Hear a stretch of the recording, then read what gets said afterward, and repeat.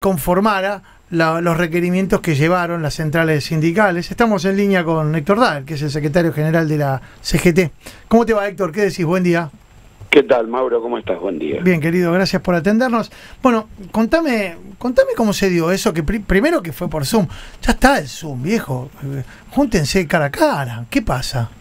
Bueno, te aclaro que primero fue convocada presencial, Sí. Después las cambiaron a Zoom, pero fue algo absolutamente premeditado por el gobierno, ¿no? El Consejo del Salario tiene dos instancias. Una que es una comisión donde hay 6 representantes de los trabajadores y 6 de los empresarios.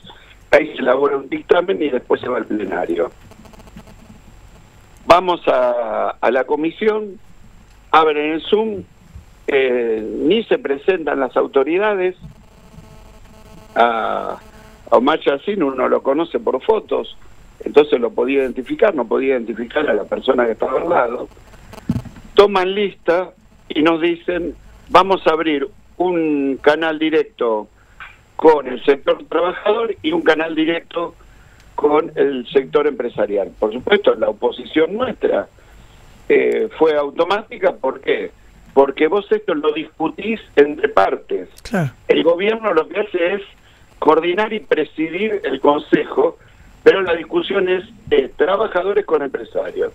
No, bueno, terminan mandando a los empresarios afuera del Zoom, nos preguntan a nosotros cuál es la propuesta. Nosotros decimos, la queremos discutir la propuesta, digamos, nunca es una propuesta unilateral, sino es una propuesta que se acuerda. Bueno, le dijimos, nosotros como concepto lo sostenemos históricamente, que es el límite de la canasta básica. Hubo el compañero del CTA que dieron otra cifra, otro de la otra CTA dieron otra cifra. Me dice, bueno, ahora vamos a hablar con los empresarios, nos sacan a nosotros del Zoom y resulta que cuando volvemos, en vez de tener una discusión con los empresarios, nos dicen, vamos a leer el dictamen. Pará, ¿qué dictamen si no sabemos y no discutimos? ¿No? Bueno, entonces los empresarios dicen, pues nosotros proponemos que primero se acuerde la fecha de vigencia, que sea a partir de marzo. Bueno, si acordamos eso, ¿cuál es el número? Y ahí los empresarios vergonzosamente les empieza a temblar la pera, ¿no? Y hablo de el vocero que es de la UIA. Les empieza a temblar la pera y dice, bueno, pero primero hablemos de marzo. En el supuesto que es marzo, ¿cuál es el número? Porque por ahí lo acordamos, por ahí estamos de acuerdo. Bueno, palabras más, palabras menos. El secretario agarre y dice, bueno, yo voy a leer el dictamen. O sea que en el intervalo del cuarto intermedio, sin que hayamos discutido, habían armado un dictamen.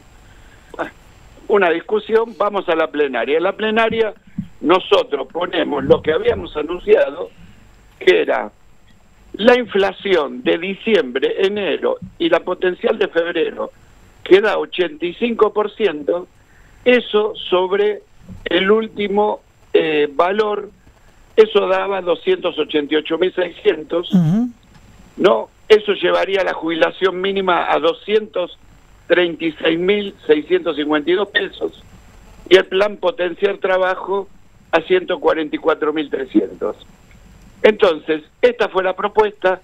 Le pedimos de vuelta al sector empresarial que haga una propuesta. Ya no solo la UIA, sino todos los empresarios no hacen una propuesta. Vamos a votación. CGT, CTA y CTA acordamos la propuesta, votamos afirmativamente y todo el sector empresarial vota negativamente. Con lo cual esto es una ruptura de la historia del Consejo del Salario, que siempre fue un instrumento que permitió el diálogo tripartito. Claro. Y lo vergonzoso es que los empresarios, sobre todo en la UIA, que va a la OIT y habla del diálogo tripartito, etcétera, etcétera, venga y rompa sumisamente, ¿no?, planteando de que las empresas no pueden subir el sueldo vital mínimo móvil. Hablemos que hoy es 156.000 pesos y que esto no afecta a ningún salario de trabajador en blanco. Total. Entonces, es realmente una vergüenza y haber hecho una parodia para romper un instrumento legítimo de la democracia. Un paso más en romper la institucionalidad del país. ¿Y esto le deja a Milei, o en todo caso al gobierno, la puerta abierta para disponer ese incremento del salario mínimo vital y móvil a discreción? ¿Cómo es esto? ¿Cómo queda ahora el escenario planteado, esto que acabas de contar vos? Mira, inclusive le dijimos a los empresarios, propongan algo aunque sea irrisorio, porque el laudo tiene que ser entre dos posturas. Y ellos, al no haber propuesto nada, propusieron nada de aumento en los empresarios. Nada es nada. Nada es nada. Entonces, ahora el gobierno tendrá que, por decreto, resolver el aumento, que seguramente irá en línea con el ajuste que pretenden sobre los jubilados, sobre los planes sociales, etcétera, etcétera. Esta es la verdad de la milanesa. Ahora, por eso te digo, digamos, lo de los empresarios es vergonzoso y lo que queda en claro es la política del gobierno de que el ajuste lo paguen los jubilados, porque hablamos de la jubilación mínima, y los que menos tienen. Esto es así, no hay motosierra para nadie más, ¿no? Qué bárbaro. Cuando miro esto pienso en lo que está ocurriendo del otro lado del mostrador, que es del lado en donde vos tenés que utilizar los mangos que te pagan tus empleadores para consumir, para pagar una garrafa, para pagar la tarifa de electricidad, para pagar el boleto o el pasaje en colectivo o en subte. Es evidente que estamos en un momento de mucha desazón del pueblo trabajador. Pero Héctor, la explicación, Mauro, la explicación la dio el propio presidente cuando Rossi, el periodista, le dice es un salario de miseria, y le dije, es claro.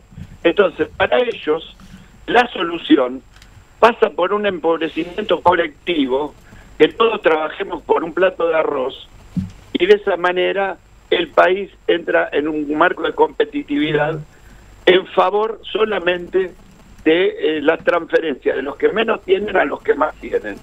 Entonces, esto es lo que hay que generar y hay que aclarar en el debate público. ¿Por qué? Porque todavía hay quienes te dicen que tiene que haber un tema de tiempo. El tiempo va en contra de los sectores de clase media, de los trabajadores, de los jubilados, de los compañeros que no tienen laburo y se la tienen que rebuscar todos los días para llevar el pan a su mesa. Va en desmedro definitivamente de eso.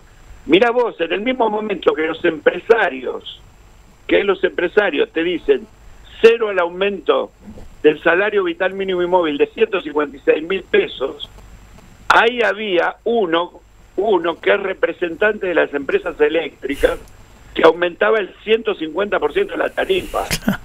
Entonces, este es el tema, ¿no? Que se hace cada vez más insostenible, ¿no? Y que socialmente esto va a ser insostenible definitivamente. Digamos, acá tiene que reflexionar el gobierno y no dejarse llevar por Sturzenegger y por todos estos personajes, como ayer la otra cosa vistosa, uno de los que te mandaban a opinar sobre el derecho laboral como parte del gobierno, abogado de Techín, ayer estaba representando a la UIA, digamos. Entonces, este es el tema. Es un gobierno de las corporaciones económicas, es un gobierno corporativo del poder económico. Entonces, lo que hay que decirles es, muchachos, este no es el camino. Sobre todo para el presidente, que,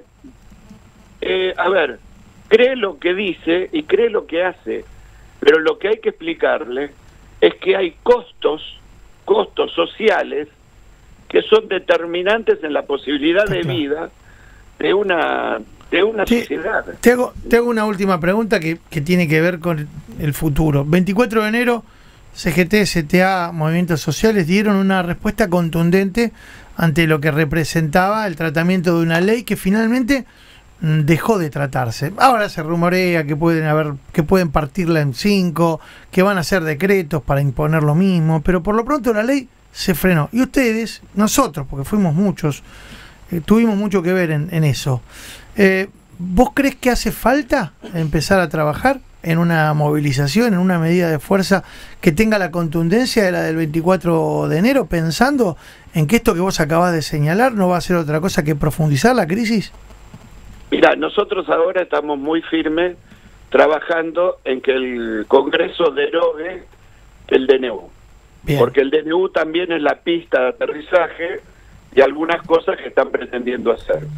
¿No? Esto, digamos, es una tarea política que a veces no se termina viendo. Ahora, no tengan dudas que de la misma manera que programamos lo del 24, vamos a ser nosotros quienes capilaricemos el conflicto social y llevar adelante la medida que sea necesaria en el momento que tengamos que hacerlo, digamos. Esto no cabe duda, porque aparte no es un fin en sí mismo, sino es un instrumento para llamar la atención, para decirle no es el camino no es el camino, ¿no?